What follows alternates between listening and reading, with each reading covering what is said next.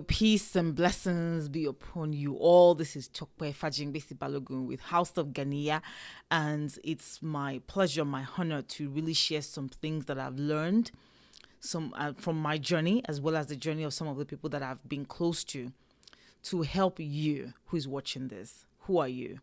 You're probably somebody who has been through or who is going through some sort of abuse, or you know somebody who you suspect or you know is going through abuse. And I hope this video would help you to help the person if it's not you who is the victim.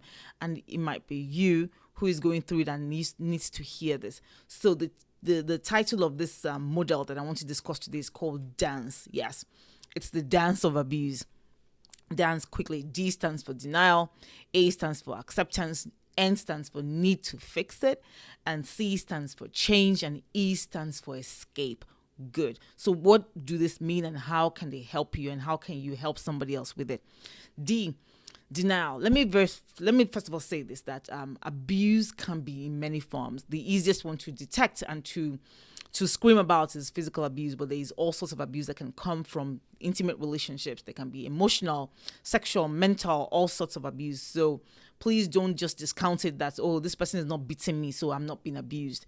And the first in the model is denial. Denial, D for denial. Somebody slaps you or somebody pushes you to the ground, and the first thing you think is, no, he didn't slap me.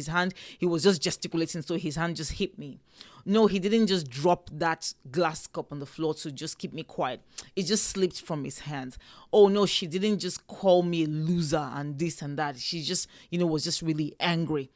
You deny. Now, the point at which you deny is when you transfer all the power to your abuser.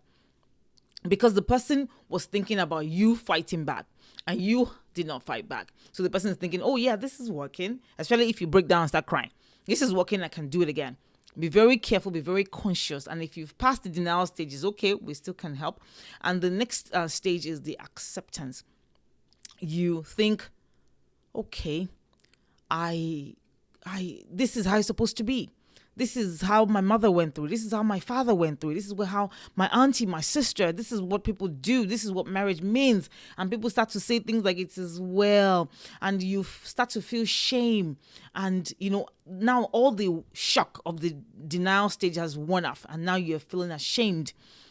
So you don't want to think about it. You're just like, okay, this is how it's supposed to be. I'm supposed to just go through this. No, you're not supposed to just go through that. And it's at this acceptance phase that you have that victim mentality. You're just like, okay, I'm just a victim. Oh God, this is just supposed to happen to me. Oh, this is just my luck, blah, blah, blah, blah, blah. And, there's pressure from the society. They need to stay married. They need to stay in love. They need to be 30 and married and all this kind of things. So these kind of things make you want to accept that situation, and you shouldn't. And we'll get to that in a second. And the next phase is the need to fix it. You feel like, okay, this is me. I'm the one that doesn't cook well. I'm the one who speaks too much. I'm the one who makes too many demands. I'm the one who thinks that we have been dating for 7 years. So I need to just back off. If he's ready to get married to me after 17 years, he will be ready. No, he's abusing you. So, it's at that point you're thinking, okay, now I need to fix me. Let me just stop here by saying that I'm not saying that somebody who is being abused is perfect. No, unless you're an angel, you're not perfect. But you trying to end abuse of any kind by thinking that you're going to fix yourself is wrong. Because when somebody is abusing you and you think that the fault is yours, you're owning their weakness. And you cannot own their weakness. There's nothing you should say to a man that should make the man beat you up. There's nothing you should say to the woman that should make the woman beat you up. But once you're in the relationship where you are beating yourselves or you are using hurtful words and hateful behavior towards each other, then it's not about you alone. It's about that environment. It's just too toxic for you. So the need to fix it cannot be the need to fix you. Yes, there are things that we need to do with our lives, but to think that, oh, if I can just be sweeter in my speech, if I can just give him, whatever he wants at any time, it's going to stop abusing me. That's not fixing it.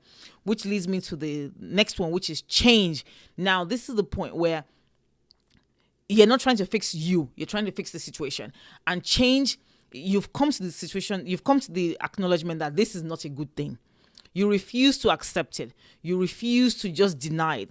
You refuse to think that it's only you that needs to change. And now you want to change the situation. And you can do that in many ways, because at this point you're angry. So you're thinking, okay, what you need to channel your anger in the right direction.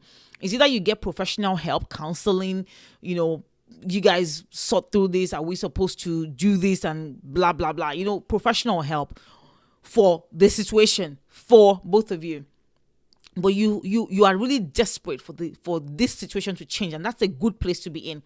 So for you who is watching this and you are somebody's cheerleader, you're somebody's sister, you're somebody's brother, and you know that they're going through abuse, when they get to this phase, they will talk to you more, because they're looking for support, they're looking for solutions, and your job is not to judge. Your job is not to invalidate their feelings. Your job is to help point them in the right direction with resources, with a listening ear, with just making them feel normal and whole. And if you think that this is a situation that they can still get professional help for, please make sure that it happens.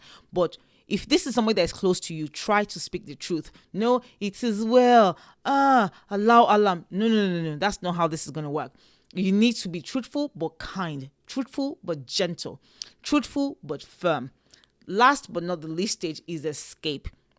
So you've denied, you've accepted, you've tried to fix you, it did not work. You've tried to change the situation, it did not work. Now you're thinking, I need to just escape from this. An easy escape at this point is to just blank out, to just stay in that situation and just be a soulless case, to be a dead person walking. Not a good situation to be in. Another escape can be, you know what, I'm not going to put myself in this situation. I'm not going to put myself and my kids in this situation. I'm not going to put my mind in this situation and my future in this situation. So what do? You say, you know what, I'm walking, I'm leaving. Very difficult, very, very difficult. But if you've tried to change the situation and it did not work, that's the best path for you to take. So that's dance, denial, acceptance, need to fix it, change, and escape. One thing I want to say before I end this video is that you can accelerate. If you're in denial, you can certainly accelerate to change. Where you want to get to is change. All that acceptance and need to fix it, it's like you dancing around in a horrible circle. You want to make sure that you are in change. And if change is not working, the situation is not getting better, you want to make sure that you escape, and escape with your life and your soul and your mind intact. So I hope that this video has helped you, or is going to help you help somebody. Please forward it to anybody you think might need it.